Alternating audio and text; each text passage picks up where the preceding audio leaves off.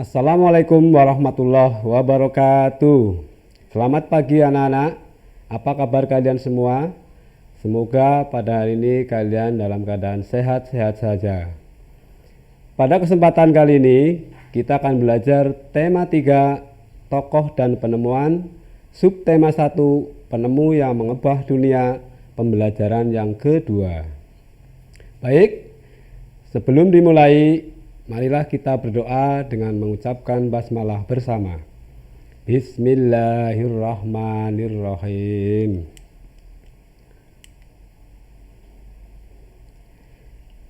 Kompetensi dasar pada materi kali ini adalah mencakup 2 MUPEL matematika dan PPKN. KD untuk matematika yaitu KD 3.4 menjelaskan titik pusat, jari-jari, diameter, busur, tali busur, tembereng, dan juring. Untuk KD 4.4 mengidentifikasi titik pusat, jari-jari, diameter, busur, tali busur, tembereng, dan juring. Untuk MUPEL PPKN, KD 3.2 menganalisa pelaksanaan kewajiban, hak, dan tanggung jawab sebagai warga negara beserta dampaknya dalam kehidupan sehari-hari. Untuk KD 4.2 menyajikan hasil analisis pelaksanaan kewajiban, hak, dan tanggung jawab sebagai warga masyarakat beserta dampaknya dalam kehidupan sehari-hari. Tujuan pembelajaran hari ini adalah 1. Setelah mengamati lingkaran di sekitar, siswa mampu mengidentifikasi bentuk lingkaran dan manfaatnya dalam kehidupan sehari-hari dengan benar. 2. Setelah melakukan eksplorasi, siswa mampu melaporkan hubungan titik pusat dengan titik pada kurva dan manfaat lingkaran dalam kehidupan sehari-hari dengan logis. 3.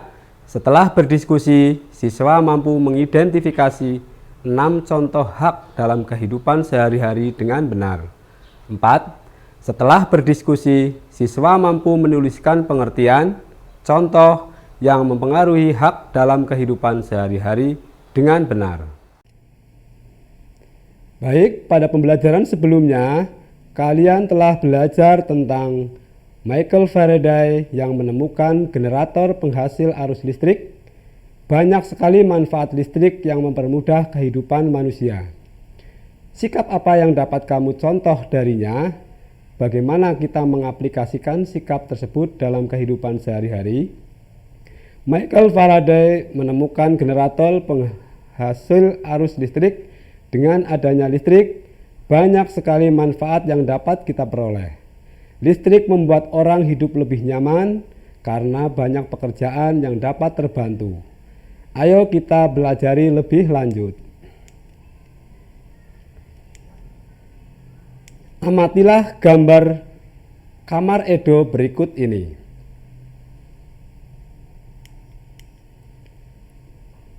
Di kamar Edo, benda-benda apa saja yang menggunakan listrik? Ya, di kamar Edo ada kipas angin, lampu ruangan, lampu belajar, dan radio. Apa manfaat listrik untuk Edo? Listrik mendukung kegiatan Edo belajar di malam hari. Sekarang amatilah lingkungan sekitarmu. Coba tuliskan manfaat listrik yang kamu temukan. Manfaat listrik ada banyak sekali. Di antaranya, 1. Kita dapat menonton televisi. Ya, artinya kita bisa mendapatkan hiburan. Itu adalah salah satu manfaat listrik. Yang kedua, menyalakan radio. Ketiga, menyalakan lampu untuk penerangan. 4. Kita dapat berkomunikasi menggunakan handphone. 5. Kita dapat mengawetkan makanan dan minuman menggunakan kulkas.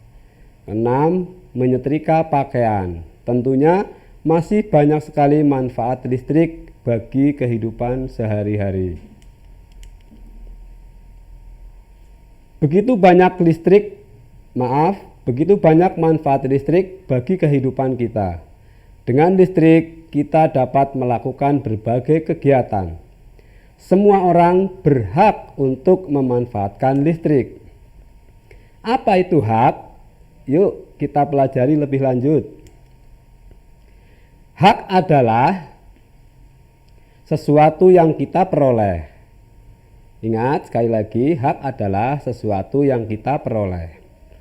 Nah, sekarang perhatikan gambar-gambar berikut ini. Apakah gambar-gambar berikut ini menunjukkan seseorang telah mendapatkan haknya? Kalian perhatikan gambar yang pertama. Apakah dia sudah mendapatkan haknya untuk memperoleh pendidikan? Jawabannya ya, karena dia sudah mendapatkan fasilitas untuk pendidikan. Yang kedua, gambar yang di sebelahnya, apakah dia sudah mendapatkan haknya untuk menyampaikan pendapat? Ya, jawabannya benar, karena anak tersebut mendapatkan hak untuk menyampaikan pendapat kepada orang tuanya dengan kasih sayang dari mereka. Gambar yang ketiga, apakah dia sudah mendapatkan haknya untuk memperoleh hidup yang aman? Tidak atau belum, karena di gambar tersebut seorang anak sedang diejek oleh teman-temannya, berarti dia belum mendapatkan haknya. Haknya adalah dia harus atau berhak untuk berteman dengan siapapun. Gambar berikutnya atau yang terakhir, apakah dia sudah mendapatkan haknya untuk memperoleh kasih sayang? Belum, karena anak tersebut diacuhkan oleh kedua orang tuanya yang asik sendiri menonton televisi, sedangkan dia sedang asik belajar, tetapi tidak didampinginya. Sekarang coba carilah contoh hak dalam kehidupan sehari-hari. Ya, untuk hak dalam kehidupan sehari-hari ya kita bisa bagi menjadi 3, yaitu hak di rumah, hak di sekolah, hak di tengah masyarakat. Hak di rumah contohnya mendapatkan makanan dan minuman, mendapatkan kasih sayang, mendapat uang jajan, bermain dan tidur. Berikutnya untuk hak di sekolah, contohnya tentunya banyak sekali, diantaranya mendapatkan ilmu, membaca buku di perpustakaan, mengikuti kegiatan ekstrakurikuler, berteman, tempat belajar yang layak. Kemudian hak di tengah masyarakat diantaranya adalah menggunakan jalan umum, berpendapat, membangun rumah, mengadakan acara pribadi, dan berhubungan sosial. Apa saja yang mempengaruhi hak kita ketika di rumah, di sekolah, dan di masyarakat? Ketika di rumah, hak kita kadang dipengaruhi karena adanya kurangnya kesadaran orang tua tentang kewajibannya. Di gambar tadi dicontohkan seorang anak yang diacuhkan oleh orang tuanya, berarti kurangnya kesadaran orang tua untuk memenuhi hak anaknya dalam belajar. Konflik rumah tangga ini juga sangat berpengaruh. Kondisi fisik.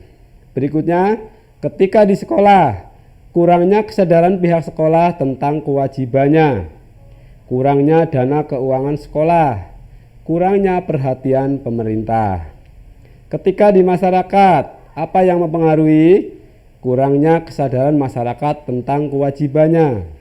Salah satu contoh adalah mentaati rambu-rambu lalu lintas, itu adalah kewajiban masyarakat.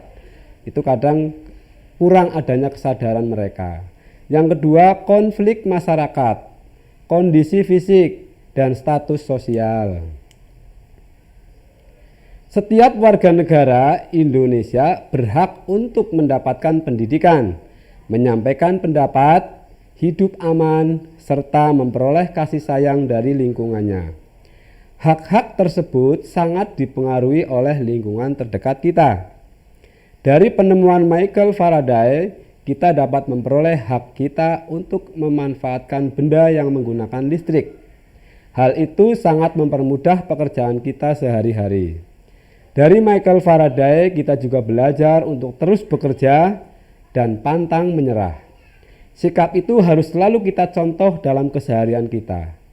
Mencontoh dari sikap Michael Faraday, teruslah bekerja keras dan belajar dan menemukan pengetahuan baru. Sekarang kalian perhatikanlah kembali gambar rumah Edo berikut ini. Apakah kamu menemukan benda berbentuk lingkaran di rumah Edo? Ya, ada kipas angin, bantal yang untuk sandaran Edo, terus ada radio, ada juga gambar di karpet, lampu penerangan, ya, lampu belajar, dan gambar di dinding. Itu semua adalah gambar yang berbentuk atau benda-benda yang berbentuk lingkaran. Coba kalian amati lingkungan sekitarmu. Apakah kalian menemukan bentuk lingkaran?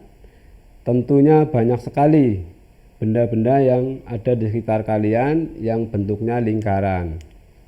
Nah, sekarang coba kalian lengkapi tabel atau ya dari benda-benda yang kamu temukan tadi, ya.